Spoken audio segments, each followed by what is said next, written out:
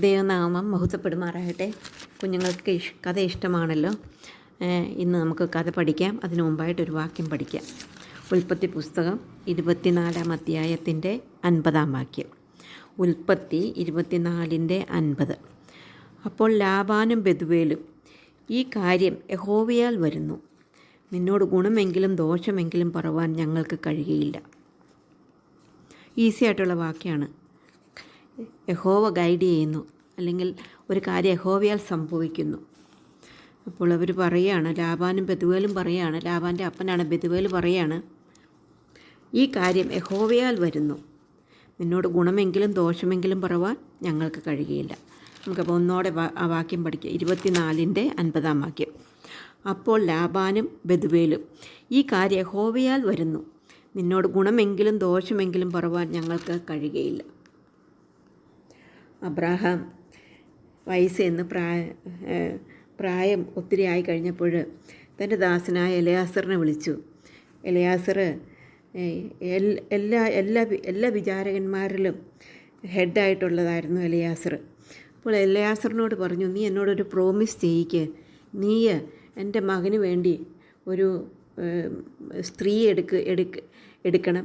അത് ഈ കനാന്യ സ്ത്രീകളിൽ നിന്ന് എടുക്കാതെ എൻ്റെ സ്വദേശമായ സ്ഥലത്ത് പോയി നീ അവന് വേണ്ടി, അല്ല എൻ്റെ മകനായ ഇസഹാക്കിന് വേണ്ടി ഒരു പെണ്ണിനെ തിരഞ്ഞെടുത്ത് കൊണ്ടുവരണമെന്ന് പറഞ്ഞു.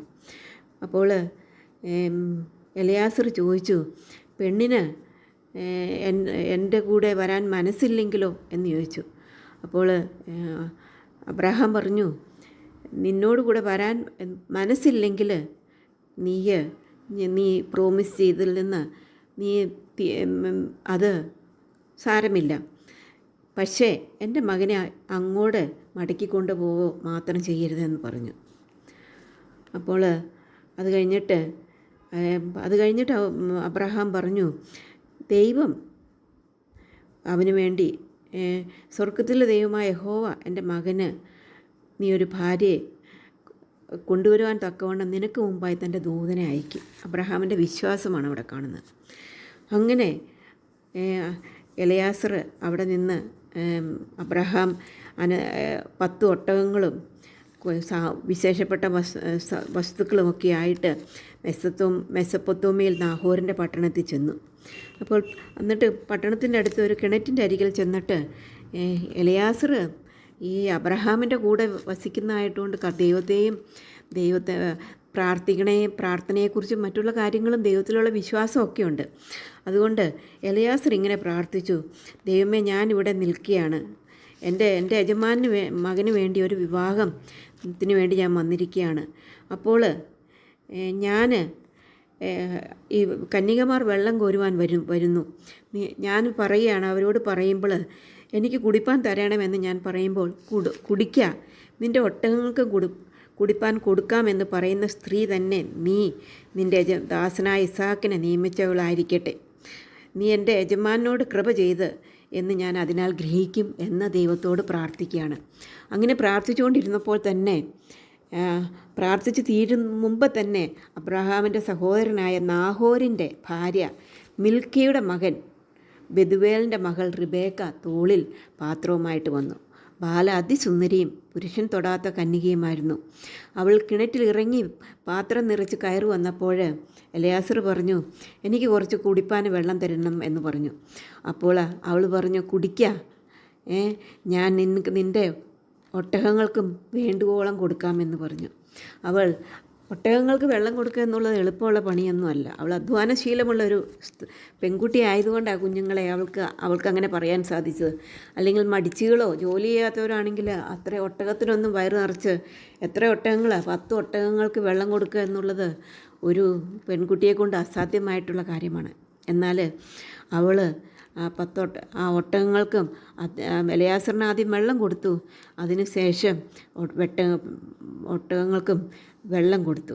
അപ്പോൾ എലയാസർ ഒട്ടകങ്ങളെല്ലാം കുടിച്ചു തീർന്നു കഴിഞ്ഞപ്പോൾ എലയാസർ 1/2 ശേക്കൽ തൂക്കമുള്ള ഒരു പൊൻമൂക്കത്തിയും അവളുടെ കൈക്കിടുവാൻ 10 ശേക്കൽ തൂക്കമുള്ള 2 വളയും അവൾക്ക് കൊടുത്തു.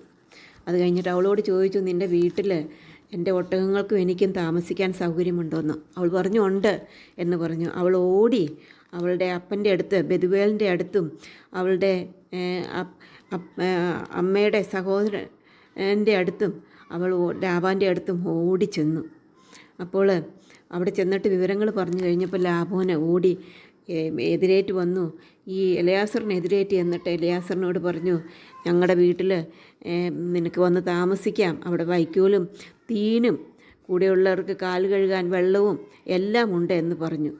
അപ്പോൾ എലയാസർ പറഞ്ഞു, ഞാൻ വന്ന കാര്യം പറഞ്ഞു തീരും മുമ്പേ ഞാൻ ഭക്ഷണം കഴിക്കയില്ല എന്ന് പറഞ്ഞു. അങ്ങനെ അവർ എലയാസറിന് വേണ്ടി ഭക്ഷണം ഒരുക്കി. അപ്പോഴാണ് ലാബാനും ബെതുവേലും പറഞ്ഞത്, ഈ കാര്യം യഹോവയാൽ വരുന്നു, നിനക്ക് ഗുണമെങ്കിലും ദോഷമെങ്കിലും പറവാൻ ഞങ്ങൾക്ക് കഴിയുകയില്ല. അപ്പോൾ ലാബാനും ബെതുവേലും പറഞ്ഞു, ഈ കാര്യം യഹോവയാൽ വരുന്നു, നിനക്ക് ഗുണമെങ്കിലും ദോഷമെങ്കിലും പറവാൻ കഴിയുകയില്ല എന്ന് പറഞ്ഞു. അങ്ങനെ അവർ ഒന്നിച്ച് ഭക്ഷണം കഴിച്ചു. ഭക്ഷണം കഴിച്ചതിന് ശേഷം അവളെ വിളിച്ച് ചോദിച്ചു. അവൾക്കും സമ്മതമായിരുന്നു. അത് കഴിഞ്ഞതിന് ശേഷം ഇതാ റിബേക്ക ഇവിടെ ഉണ്ടല്ലോ, അവളെ കൂട്ടിക്കൊണ്ടു പോകുക എന്ന് പറഞ്ഞു. അപ്പോൾ എലയാസർ ദൈവത്തെ വീണ് നമസ്കരിച്ചു. കാരണം ദൈവമാണ് ഈ കാര്യങ്ങൾ സാധ്യമാക്കി കൊടുത്തത് എന്നുള്ളത് അവന് മനസ്സിലായി. അപ്പോൾ യഹോവയുടെ മുമ്പാകെ സാഷ്ടാംഗം നമസ്കരിച്ചു. പിന്നെ ദാസൻ വെള്ളിയാഭരണങ്ങളും പൊന്നാഭരണങ്ങളും വസ്ത്രങ്ങളും എടുത്ത് റിബേക്കയ്ക്ക് കൊടുത്തു. അവളുടെ സഹോദരനും അമ്മയ്ക്കും വിശേഷങ്ങൾ കൊടുത്തു. അങ്ങനെ എല്ലാവരും കൂടെ കൂടിയുള്ളവരെല്ലാം ഭക്ഷണം കഴിച്ച് പാനം ചെയ്ത് പാർത്തു. രാവിലെ എഴുന്നേറ്റപ്പോൾ പറഞ്ഞു, എൻ്റെ യജമാൻ്റെ അടുക്കിലേക്ക് എന്നെ അയക്കണമേ എന്ന് പറഞ്ഞു.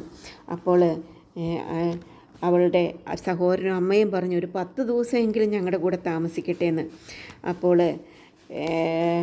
എന്ന് പറഞ്ഞു. അപ്പോൾ അവൻ പറഞ്ഞു, അല്ല, എന്നെ താമസിപ്പിക്കരുതേ, എനിക്ക് പോകേണ്ടത് ആവശ്യമാണ് എന്ന് പറഞ്ഞു. അങ്ങനെ പറഞ്ഞു കഴിഞ്ഞപ്പോൾ അവർ പറഞ്ഞു, ഞങ്ങൾ റിബേക്കയോടൊന്ന് ചോദിക്കട്ടെ എന്ന് പറഞ്ഞു. റിബേക്കയോട് ചോദിച്ചപ്പോൾ അവൾ പറഞ്ഞു, നീ ഈ പുരുഷനോട് കൂടെ പോകുന്നു എന്ന് ചോദിച്ചതിന് ഞാൻ പോകുന്നു എന്ന് അവൾ പറഞ്ഞു. അങ്ങനെ അവർ അവളുടെ തങ്ങളുടെ സഹോദരിയായ റിബേക്കയും അവളുടെ ധാത്രിയെയും അബ്രഹാമിൻ്റെ ദാസനായ എലയാസറിൻ്റെ കൂടെ പറഞ്ഞയച്ചു. അവർ യാത്ര ചെയ്ത് വൈകുന്നേരത്ത് ഇസ്ഹാക്ക് ധ്യാനിപ്പാൻ വെളിപ്രദേശത്ത് പോയിരുന്നു. അവൻ തല പൊക്കി നോക്കിയപ്പോൾ ഒട്ടകങ്ങൾ വരുന്നത് കണ്ടു. അപ്പോൾ അവന് മനസ്സിലായി എലയാസർ വരുന്നതെന്ന്. അപ്പോൾ റിബേക്ക ഒട്ടകപ്പുറത്ത് നിന്ന് ഇറങ്ങി. അത് കഴിഞ്ഞതിന് ശേഷം അവൾ ഒരു മൂടുപടം എടുത്ത് തന്നെ മൂടി താൻ ചെയ്ത കാര്യമൊക്കെയും ദാസൻ യാക്കോബിനോട് വിവരിച്ചു പറഞ്ഞു. ഇസ്ഹാക്ക് അവളെ തൻ്റെ അമ്മയുടെ കൂടാരത്തിൽ കൊണ്ടുപോയി അവളെ വിവാഹം കഴിച്ചു. അങ്ങനെ യാക്കോബും അങ്ങനെ റിബേക്കയുടെ ഭർത്താവായ ഇസഹാക്കും സന്തോഷിച്ചു. കാരണം അവളിൽ സ്നേഹമായി അവർ സന്തോഷിച്ചു. ദൈവം അവർക്ക് ഒരുക്കി കൊടുത്ത വിവാഹമാണെന്ന് അവർ മനസ്സിലാക്കി. അവർ ദൈവത്തെ സ്തുതിച്ചു, സ്തോത്രം ചെയ്തു. അബ്രഹാമും ദൈവത്തെ സ്തുതിച്ചു. നമുക്ക് പ്രാർത്ഥിക്കാം. സ്നേഹവാനായ ദൈവമേ, നല്ല സമയത്തിനായിട്ട് നിന്നെ സ്തുതിക്കുന്നു. നിൻ്റെ മക്കളായ ഞങ്ങൾക്ക് നിൻ്റെ സന്നിധിയിൽ വരുവാൻ സഹായിച്ചുകൊണ്ട് സ്തോത്രം. ദുഷ്ട നിറഞ്ഞ ലോകത്തിൽ ഞങ്ങളെ സൂക്ഷിക്കുകയും കരുതുകയും ചെയ്യുന്ന എൻ്റെ കൃപകൾക്കായിട്ട് സ്തോത്രം. കർത്താവ്, ഞങ്ങൾക്ക് വേണ്ടി കരുതുന്ന ഒരു കർത്താവ് എല്ലാ സ്റ്റെപ്പിലും ഞങ്ങളോട് കൂടി കൊണ്ട് അതോർത്ത് ഞങ്ങൾ നിന്നെ സ്തുതിക്കുന്നു, സ്തോത്രം ചെയ്യുന്നു. നിന്നിൽ ആശ്രയിപ്പാനും വിശ്വസിപ്പാനും ഞങ്ങളെ സഹായിക്കണമേ. പ്രാർത്ഥന കേട്ടുകൊണ്ട് സ്തോത്രം. എല്ലാം യേശു കർത്താവിൻ്റെ നാമത്തിൽ താഴ്മയും വിനയമായിട്ട് അപേക്ഷിക്കുന്നു. ഇവിടെ ഇതിൽ അനേക ഗുണപാഠങ്ങൾ ഈ കഥയിൽ നിന്ന് നമുക്ക് മനസ്സിലാക്കുവാനായിട്ട് സാധിക്കും. ഒന്നാമത്തെ ഗുണപാഠം, ഒരു വിശ്വാസിക്ക് വിശ്വാസിയുമായിട്ട് മാത്രമേ വിവാഹം കഴിക്കാനായിട്ട് സാധിക്കുകയുള്ളൂ. ഒരു വിശ്വാസിക്ക് അവിശ്വാസിയുമായിട്ട് ബന്ധമില്ല. അപ്പോൾ അബ്രഹാം ഇസഹാക്കിന് വേണ്ടി ഒരു ഭാര്യയെ, തൻ്റെ കുടുംബത്തിൽ നിന്നുള്ള ഒരു പെൺകുട്ടിയെ വിവാഹത്തിനായിട്ട് കരുതുന്നു എന്ന് കാണാനായിട്ട് സാധിക്കും. രണ്ടാമതായിട്ട് അബ്രഹാമിൻ്റെ ദാസനായ എലയാസർ പോലും പ്രാർത്ഥിച്ച് ഒരു തീരുമാനം എടുക്കുന്നതായിട്ട് കാണാനായിട്ട് സാധിക്കും. അവൻ പ്രാർത്ഥിച്ചു. മൂന്നാമതായിട്ട് എലയാസർ പ്രാർത്ഥിച്ചു. ദൈവം പ്രാർത്ഥന കേട്ടു. അവൻ പറഞ്ഞതുപോലെ തന്നെ അവൻ പറഞ്ഞതുപോലെ തന്നെ ഒരു പെൺകുട്ടിയെ കാണിച്ചു കൊടുക്കാനായിട്ട് ഇടയായിട്ട് തീർന്നു. മൂന്നാമതായിട്ട് ദൈവം ഇസഹാക്കിന് വേണ്ടി